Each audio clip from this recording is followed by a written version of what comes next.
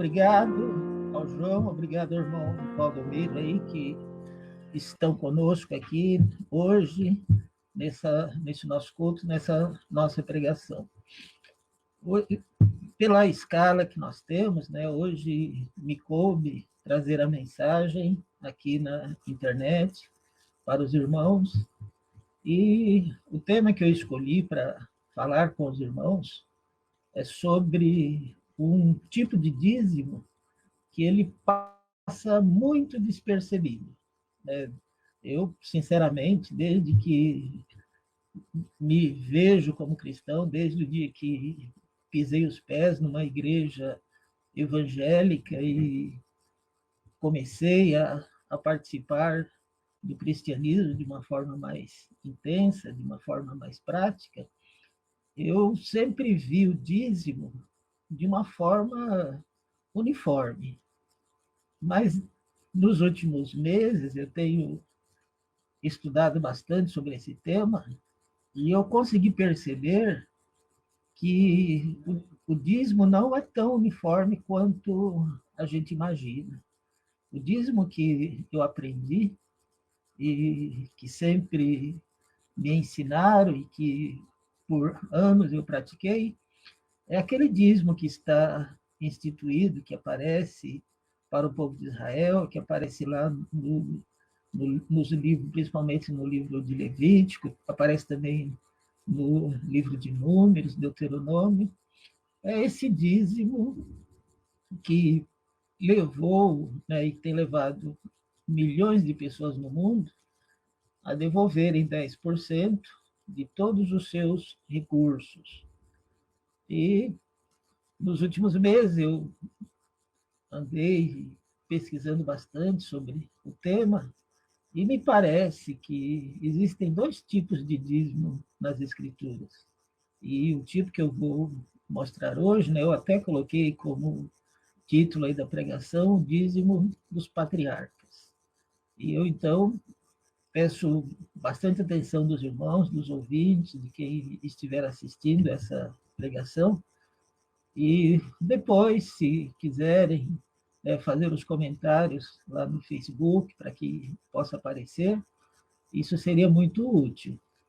Então, nós vamos falar sobre um dízimo específico que existia antes de que Deus houvesse instituído o dízimo clássico que nós conhecemos para o povo de Israel, quando eles tomam posse da terra prometida. A gente conhece muito bem que lá nos primeiros livros da Bíblia, quando o povo toma posse da terra prometida, quando o povo israelense entra em Israel, na terra de Canaã, eles foram submetidos a uma legislação, né, complexa, que procurava abarcar todos os itens da vida desse povo, né?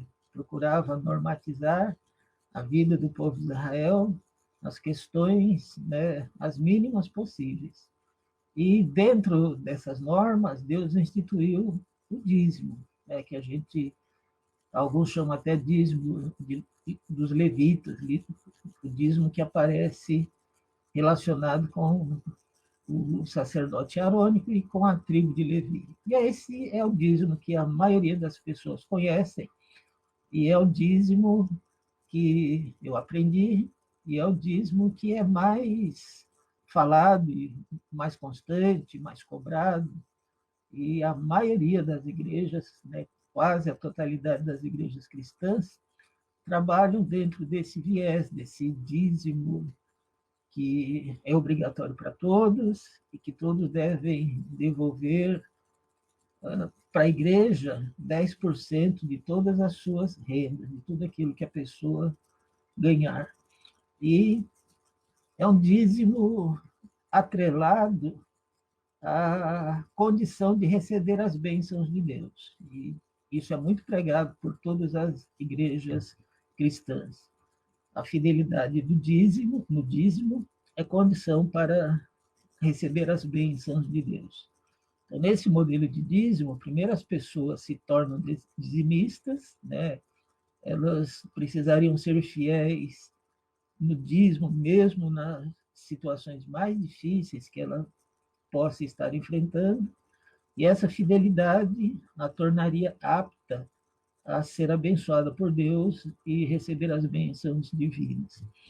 Mas não é desse dízimo que eu vou falar, é de um outro modelo de dízimo, que é muito pouco falado, e eu praticamente nunca ouvi que fosse falado desse jeito que eu vou tentar apresentar para os irmãos hoje.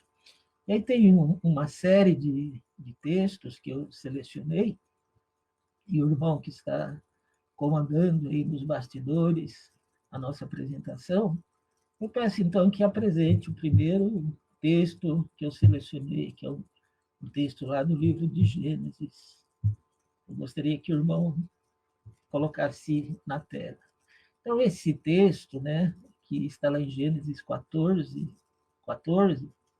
diz o seguinte: ouvindo Abraão que o seu sobrinho estava preso, fez sair 318 homens dos mais capazes, nascidos em sua casa, e os perseguiu até Dan.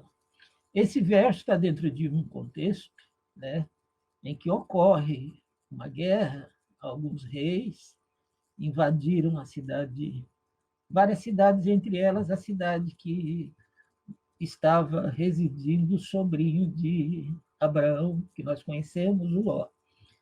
E esses reis, né, invadiram a cidade de Sodoma e levaram também Ló cativo, porque era praxe nessas guerras antigas, desses povos antigos, eles invadirem uma cidade, destruírem essa cidade, se fosse o caso, e saquear toda a riqueza dessa cidade e também levar homens e mulheres prisioneiros com o objetivo de torná-los escravos no lugar para onde eles seriam levados. Nós conhecemos essa prática quando o povo de Israel foi capturado pelos babilônios e levados como escravo para a capital do Império Babilônico. E isso estava acontecendo com Ló, que era sobrinho de Abraão. E Abraão, então, soube da notícia.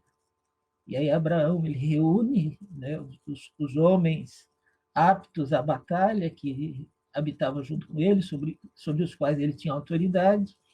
E Abraão, então, sai a perseguir esses reis que haviam levado seu sobrinho como prisioneiro de guerra, junto com os bens que eles haviam capturado na cidade de Sodoma. E aí eu peço os versos seguintes para a gente entrar nesse contexto e ver o que aconteceu, certo? E aí, diz o texto, o versículo 15 do capítulo 14 de Gênesis: e repartido contra eles de noite, ele e os seus homens feriu-os e os perseguiu até Obá, que fica à esquerda de Damasco. Então, à noite, Abraão e seus homens cercou esses outros reis e conseguiu atacar a todos eles. Esses reis estavam com a posse de Ló e os bens dele, e ainda as mulheres e todo o povo que ele havia capturado. E Abraão, então, consegue derrotar esses reis e recupera o seu sobrinho, recupera os bens que pertenciam a Ló e ainda as mulheres e todas as pessoas que tinham sido capturadas na guerra que havia sido feita contra Sodoma e Gomorra. Abraão, então, consegue uma vitória sobre esses inimigos. E após a vitória, Abraão ele vai adotar uma prática que é mencionada pela primeira vez nas Escrituras. E aí eu peço que seja colocado o versículo seguinte. Abraão, então, de posse de toda a riqueza que ele havia capturado, né, desses reis que foram derrotados por ele, Abraão, então, ele se encontra com uma pessoa que muito pouco aparece nas Escrituras. Ele se encontra com esse personagem bíblico que se chama Melquisedeque. Melquisedeque, ele é apresentado como rei de Salém, ele traz pão e vinho, e é apresentada outra característica de Melquisedeque, além dele ser rei, ele é também sacerdote. O Melquisedeque, ele era rei na cidade de Salém. Cidade de Salém, ela é mencionada na Bíblia e é deixado certo pelos historiadores que, nesse período, ela é uma cidade fiel ao Deus Altíssimo e que, no futuro, eles perdem essa fidelidade ao Deus Altíssimo, mas Davi conquista essa cidade num tempo muito posterior, e essa cidade se torna, então, a capital do povo de Israel, e ela se torna o local onde Deus ordenou a construção do seu templo, e Jerusalém vai se tornar, né, que era a antiga cidade de Salém, vai se tornar a capital do povo hebreu e vai se tornar um protótipo da Jerusalém celestial que vai descer do céu. Então, essa cidade de Salém, ela está presente nas Escrituras, lá dos primeiros livros da Bíblia, aí no caso do livro de Gênesis, até o livro de Apocalipse. Ela vai fazer parte das Escrituras, tanto no Antigo quanto no Novo Testamento. E esse rei, Melquisedeque, além de rei de Salém, ele também era sacerdote do Deus Altíssimo. E Abraão, então, vai ter um encontro com esse Melquisedeque. E no encontro que ele tem com Melquisedeque, que é rei e sacerdote, Abraão vai fazer algo que é mencionado pela primeira vez nas Escrituras, lá no Antigo Testamento. A gente vai ver no verso seguinte o que foi que Abraão fez. Então, Melquisedeque, como sacerdote, ele disse o seguinte a Abraão: bendito seja Abraão pelo Deus Altíssimo, que possui os céus e a terra. Então já existia, né, e a gente sabe muito pouca coisa a respeito disso, uma crença no Rei Criador dos céus e da terra, e esse Deus Criador, que se torna o Deus de Abraão, ele já possuía um sacerdócio. Ele já possuía pessoas que o representavam como sacerdotes aqui na Terra. Então, a gente não vê apenas o sacerdócio arônico como aquele representante que deveria servir de intermediário, né, o intermediário humano entre Deus e os homens. Mas antes mesmo que fosse constituído o sacerdócio arônico, antes mesmo que o povo de Israel houvesse tomado a terra prometida e instituído lá na terra prometida a conquista de Jerusalém, e antes mesmo que Deus estivesse instituído o sacerdócio arônico, ele já tinha sacerdotes aqui no planeta. E entre esses sacerdotes é mencionado Melquisedeque. E Melquisedeque, então, ele diz essas palavras: bendito seja Abraão pelo Deus Altíssimo, que possui os céus e a terra. Abraão, então, tinha alguém a quem ele reconhecia como intermediário entre Deus e ele. E Melquisedeque ainda diz mais: e bendito seja o Deus Altíssimo, que entregou os teus adversários nas tuas mãos. E aí, então, após Melquisedeque apresentar essas palavras a Abraão, de apresentar o Deus Altíssimo, de agradecer ao Deus Altíssimo e enaltecê-lo por ter entregue os inimigos de Abraão em suas mãos, Abraão, então, o reconhece como legítimo sacerdote de Deus e de tudo lhe deu Abraão o dízimo. Isso está em Gênesis 14, 20. Então, é um dízimo diferente. Não é aquele dízimo que nós conhecemos e que aparece lá nos livros seguintes, principalmente no livro de Levíticos, Números e Deuteronômios. Abraão devolveu para Melquisedeque o dízimo de tudo que ele havia conquistado nessa batalha contra os 4 reis que invadiram a cidade de Sodoma e as cidades circunvizinhas. Abraão, então, guerreou contra esses reis, os derrotou e os despojou de toda a riqueza que eles haviam conquistado na invasão que eles haviam promovido. E dessa riqueza que Abraão conquistou, a Escritura diz que ele devolveu tudo a Deus, devolveu o dízimo de tudo. E o que incluía esse tudo? Historicamente, né, a gente sabe que quando havia esse tipo de guerra e os vencedores, era costume, era tradição, né, eles despojarem os vencidos de tudo aquilo que eles considerassem riqueza, de tudo aquilo que fosse considerado naquela época algo que representasse riqueza.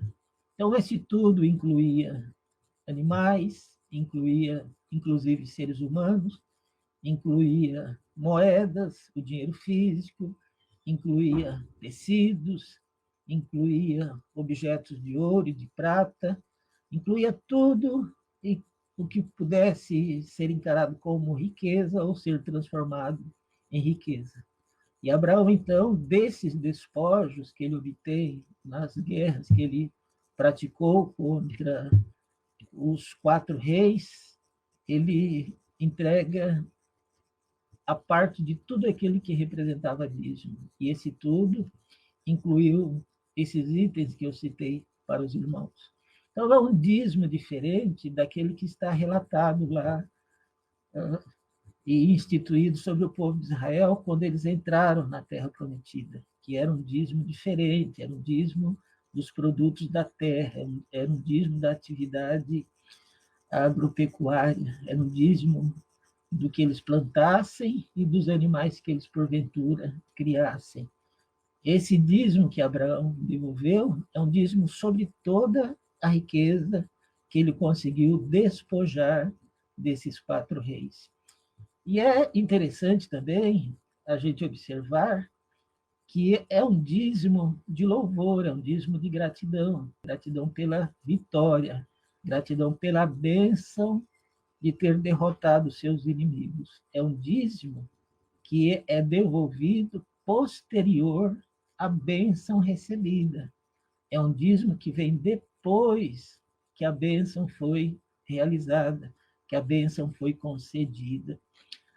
É um dízimo diferente também nesse aspecto, além de ser, sobretudo, toda a riqueza que Abraão conseguiu conquistar, é um dízimo que é devolvido após a vinda da bênção, diferentemente desse dízimo tradicional que foi herdado da concepção levítica e arônica de dízimo que é constantemente e insistentemente pregada pelas igrejas cristãs.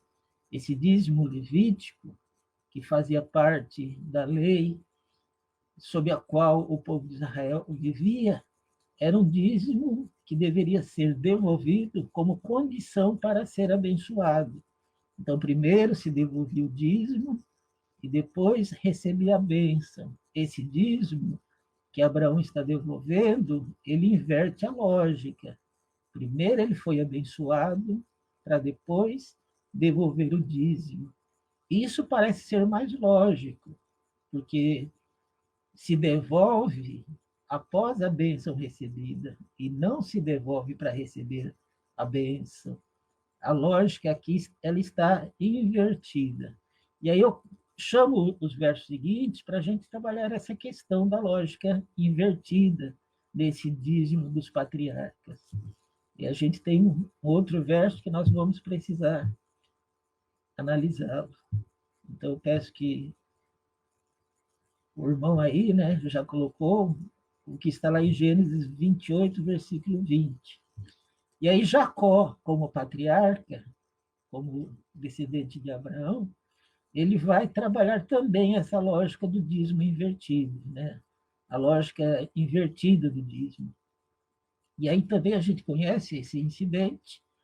Jacó, ele recebe um pedido de seu pai para buscar uma esposa lá junto aos seus antepassados. Ele não queria que Jacó se casasse com mulheres que não fossem da linhagem, que não pertencesse à sua família tradicional. E aí, nesse buscar dessa esposa, a gente conhece esse episódio que Jacó vai viver. E aí, nesse episódio que ele está vivendo no deserto, ele tem um encontro com Deus, e dentro desse encontro com Deus, ele reconhece a, a, a pessoa do próprio Deus, ele então faz um voto. E aí o voto, então, Gênesis 28, versículo 20, diz o seguinte sobre o voto de Jacó. Fez também Jacó um voto dizendo, se Deus for comigo. E aí, primeira coisa que a gente deve prestar atenção, ou que deve nos chamar a atenção, é que Jacó coloca umas condições para fazer esse voto. A primeira condição que ele coloca é que Deus vá com ele, que ele não quer ir sozinho. Ele então espera que na jornada que ele vai fazer, Deus esteja com ele, que esteja junto dele. Então ele se expressa dessa forma: se Deus for comigo. Então ele pede, ele acredita, ele confia que Deus estará com ele. Ele ainda mais, e me guardar nesta jornada que empreendo. Então não bastaria ir junto com ele. Deus teria que estar junto e o guardar nesta jornada. Teria que estar junto e ativo. Teria que estar junto e protegê-lo. E ainda ele diz mais: e me der pão para comer e roupa para que me vista. Então ele faz uma exigência. O Senhor precisa vir comigo, o Senhor precisa me guardar de todos os perigos nessa jornada que eu vou empreender, e o Senhor tem que me dar o pão para comer e a roupa para que eu me vista. Eu não vou passar necessidade. E ele ainda termina dizendo, de maneira que eu volte em paz para a casa do meu pai. E se tudo isso acontecer, se o Senhor estiver comigo, se o Senhor me proteger, se o Senhor me der o necessário para a minha sobrevivência, e se o Senhor me trouxer em paz para a casa de meu pai, com o meu objetivo realizado, então o Senhor será o meu Deus. Então, Jacó ele tem uma coragem extraordinária. Ele impõe as condições para que ele reconheça Deus como seu Senhor. Ele está tendo uma parte ativa nessa relação que vai se estabelecer entre ele e Deus. Ele vai ser fiel a Deus, ele vai escolher de livre e espontânea vontade servir a Deus, se esse Deus se fizer presente na vida dele. E aí, então, ele faz algo que era comum, que era praxe na vida desses patriarcas. Ele, então, ele ergue uma coluna de pedra. E essa coluna de pedra, ela vai servir como testemunha. E essa coluna de pedra seria a casa de Deus, e tudo quanto me concederes, certamente eu te darei o dízimo. Então, fica claro que esse patriarca Jacó, ele impôs essas condições para ele servir a Deus. Ele foi muito ousado. Ele foi de uma coragem extraordinária. Isso, se a gente tivesse vivendo no tempo desses homens, isso não seria nada de extraordinário, porque hoje nós temos a concepção de que existe um único Deus. Nós já nascemos dentro de uma sociedade que, de uma forma ou de outra, acredita na existência de um único Deus nessa sociedade cristã que nós vivemos, mesmo que seja a crença no Deus trinitariano, né? Mas, no fundo, é a crença na existência de que existe um Deus único, mesmo que o trinitariano acredite que ele se manifesta de 3 formas diferentes. Então, como nós nascemos dentro dessa cultura monoteísta, a gente vê estranheza nessa atitude de Jacó. Mas eles viviam numa outra cultura, numa cultura onde existia a possibilidade de se acreditar em outros deuses além do Deus do povo de Israel. E dentro dessa cultura diferente da nossa, Jacó ele tem essa coragem. Ele diz claramente para Deus: eu tenho uma variedade de opções. Eu posso escolher acreditar em e servir uma variedade de deuses, mas eu estou disposto a escolher e servir a ti, que foi o Deus dos meus pais. Mas para que eu faça essa opção e escolha servir a ti, eu então quero o seguinte, que tu vás comigo, que tu me proteges, que tu me des a comida, a bebida e a roupa, que tu me des segurança e que tu me faças retornar são e salvo à casa de meu pai. Havendo acontecido tudo isso, eu tendo sentido que tu esteve comigo o tempo todo, me protegendo, me abençoando, me guardando, realizando aquilo que eu me proponho a realizar, então você vai ser o meu Deus. Então eu escolherei que tu serás o meu Deus. E de tudo que você me deres, certamente eu te darei o dízimo. Novamente, a gente vê nessa relação dos patriarcas com Deus que na questão do dízimo a ordem está invertida. Eles não davam o dízimo para serem abençoados. Eles eram primeiro abençoados para depois entregarem a Deus o dízimo. Isso é mais lógico, isso é mais sensato. E hoje, essa sensatez, ela se perdeu. E as igrejas que ficaram presas apenas ao dízimo levítico, eles usam uma chantagem emocional tão forte que as pessoas se veem obrigadas a entregarem a Deus o dízimo, mesmo da sua miséria, na esperança de que entregando a Deus o dízimo, mesmo da sua miséria, eles serão abençoados por Deus. Quando, na realidade, o que Deus pede primeiro é a relação do homem com Deus. E a partir dessa relação, as bênçãos virão. E as bênçãos sendo recebidas, o dízimo de tudo que Deus nos deu, ele deveria ser devolvido como um louvor, como um reconhecimento da relação entre o homem e Deus, dessa relação estabelecida.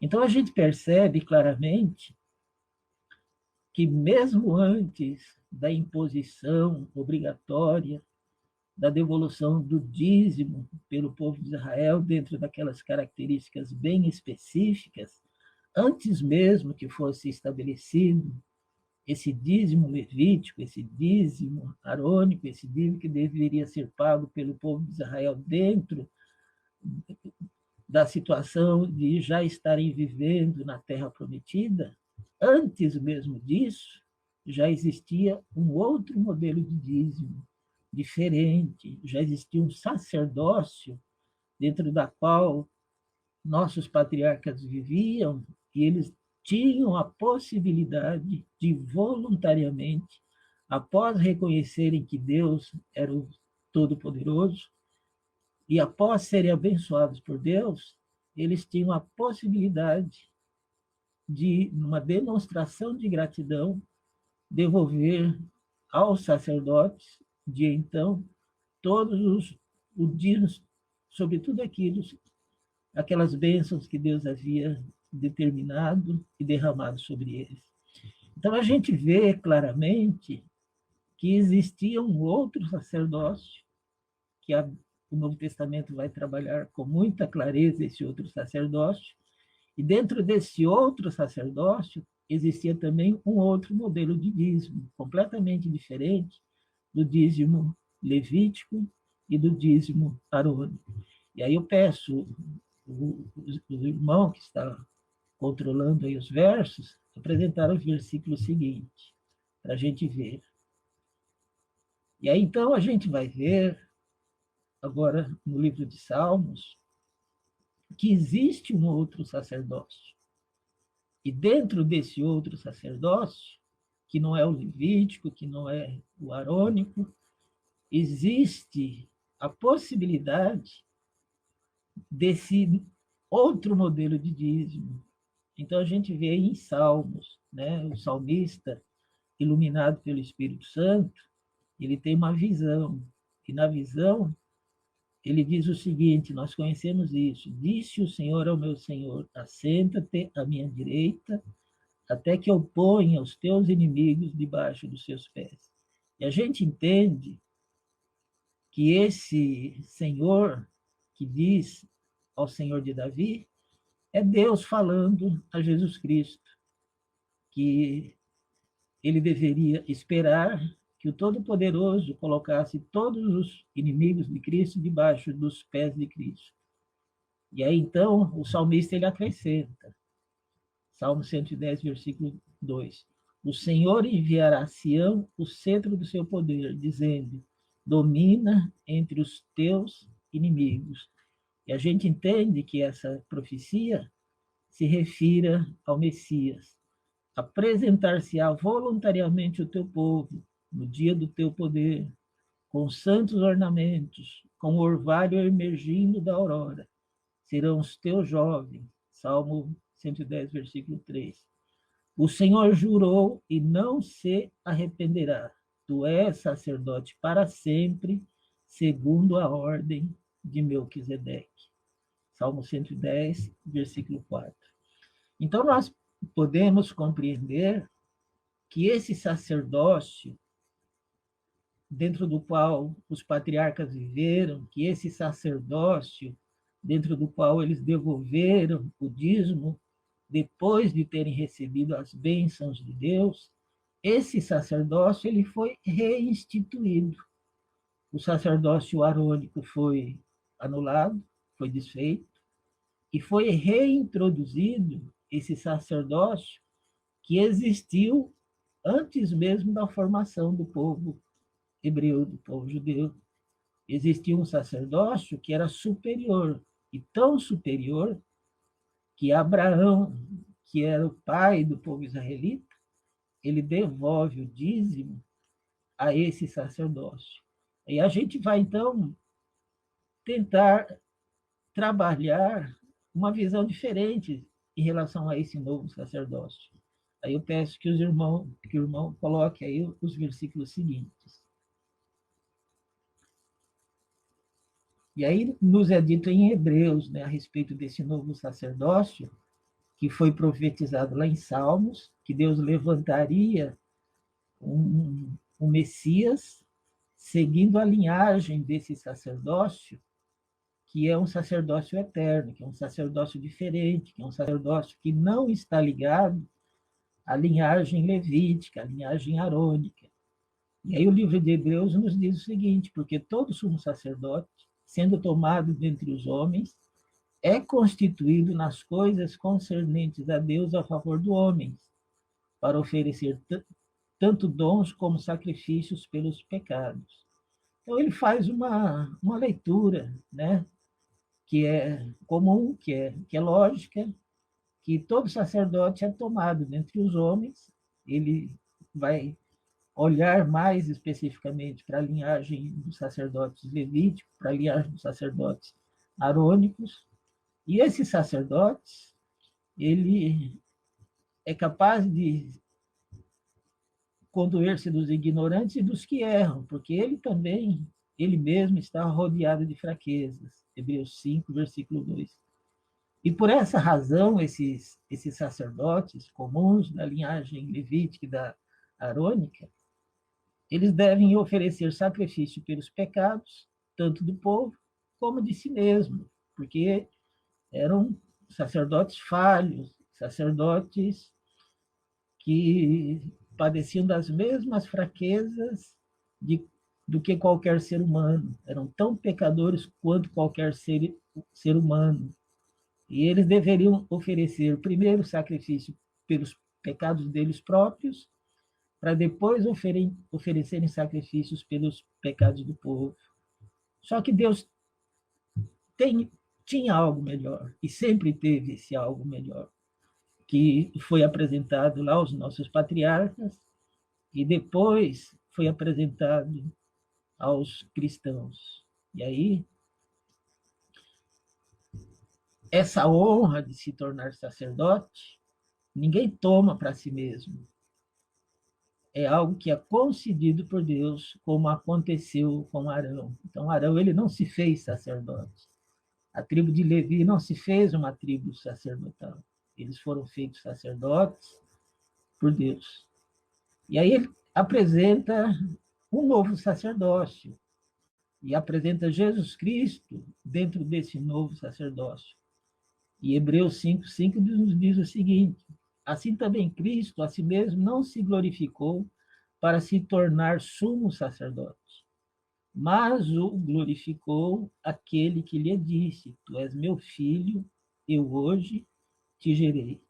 Então ele diz claramente aí, Hebreus, que Jesus Cristo não fez sacerdote a si mesmo, que ele se torna sacerdote por vontade de Deus, que é Deus quem o faz sacerdote, e o faz sacerdote desde o momento que Deus diz as palavras que foram ditas para o filho: tu és meu filho, eu hoje te gerei.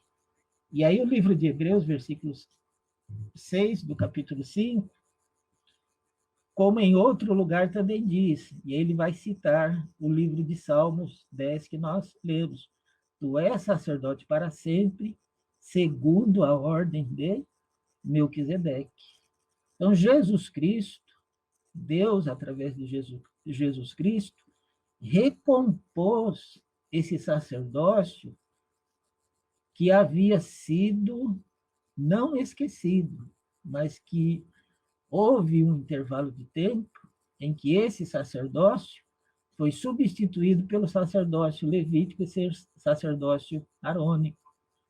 E aí, então, quando o sacerdócio arônico é extinto pela morte de Cristo no Calvário, é reinstituído o sacerdócio superior, o sacerdócio de Melquisedeque. E aí, então, é nos dito lá no livro de Hebreus 5:7, ele, Jesus, nos dias da sua carne, tendo oferecido com forte clamor e lágrimas, orações e súplicas a quem o podia livrar da morte, e tendo sido ouvido por causa da sua piedade, embora sendo filho, aprendeu obediência pelas coisas que sofreu. Tendo sido aperfeiçoado, tornou-se o autor da salvação eterna para todos os que lhe obedecem. Hebreus 5, 8, 9. Tendo sido nomeado por Deus sumo sacerdote, segundo a ordem de Melquisedeque. Então, essa ordem de Melquisedeque, ela é reinstituída. E quando a gente trabalha a questão do dízimo, dizendo que a morte de Jesus Cristo substituiu o sacerdócio arônico, substituiu o sacerdócio levítico, e, portanto, substituiu todas as coisas relacionadas com o sacerdócio arônico e levítico. E dentre essas coisas relacionadas estava o dízimo levítico e o dízimo arônico, aquele dízimo que nós conhecemos tradicionalmente, está correto. Mas quando a Bíblia afirma que a ordem sacerdotal de Melquisedeque ela foi reintroduzida e Cristo é sacerdote segundo essa ordem de Melquisedeque, talvez nós devêssemos também admitir que aquele dízimo que é diferente, ele também tenha sido reinstituído. E em que sentido esse dízimo é diferente? É um dízimo que estaria atrelado à devolução de forma voluntária e e, e de uma forma que significasse o reconhecimento das bênçãos recebidas.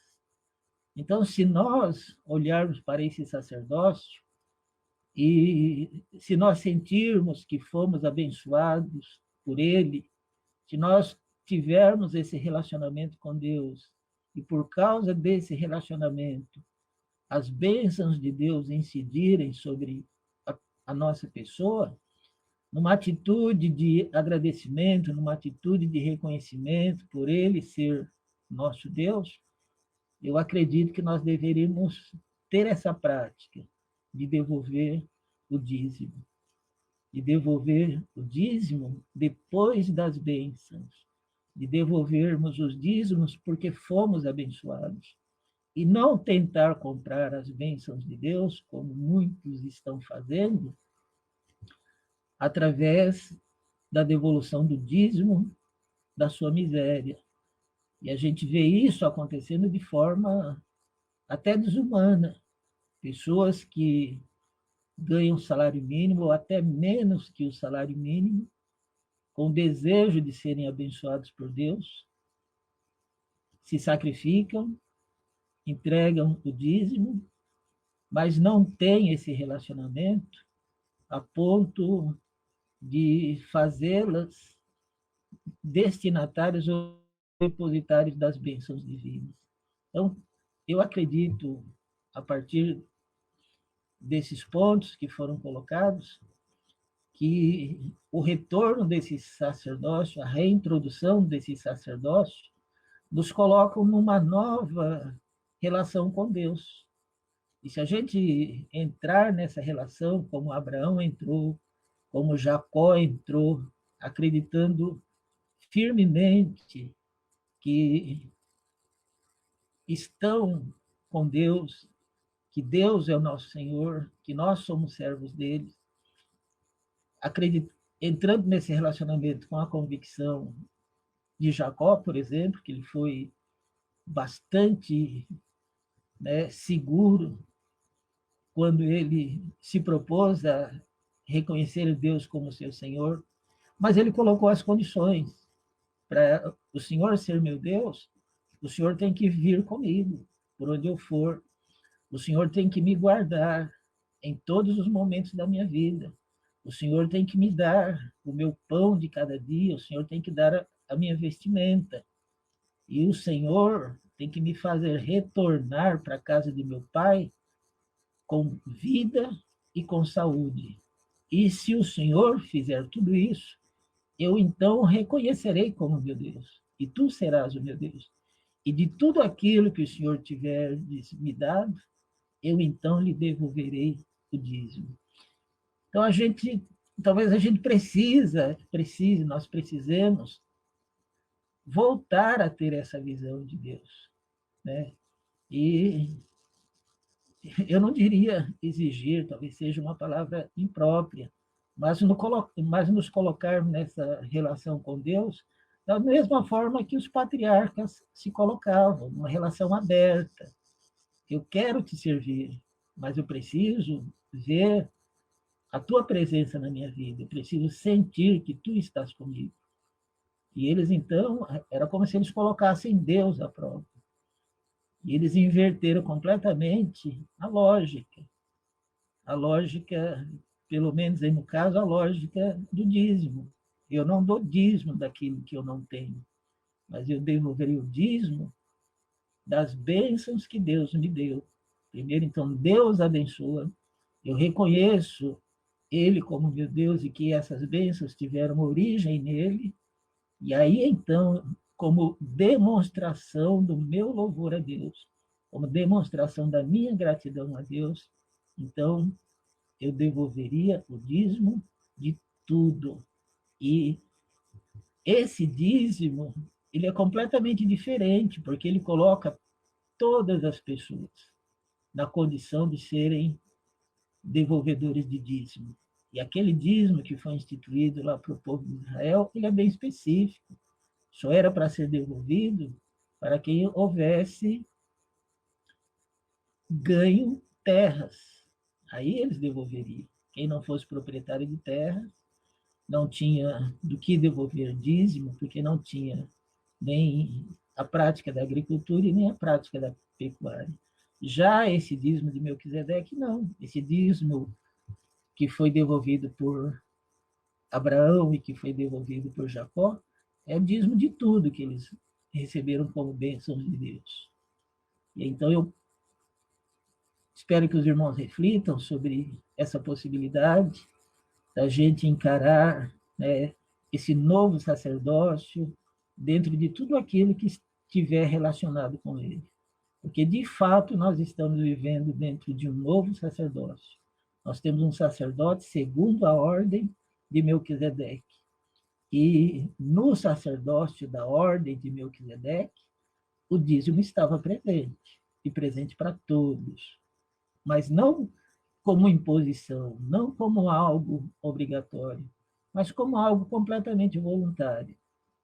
Se Deus é meu Deus, se eu o reconheço como meu Deus, como meu Criador, como meu benfeitor, e as bênçãos sendo recebidas, aí então eu sentirei o desejo puro de louvar a Deus através das bênçãos, devolvendo a Ele 10% das bênçãos que Ele me outorgou. Então, é uma reflexão, eu peço que os irmãos pensem nisso e a gente pode depois conversar muito sobre o tema. Então, que Deus nos abençoe, que Deus nos ajude. E eu agradeço pela oportunidade de falar mais uma vez aos irmãos.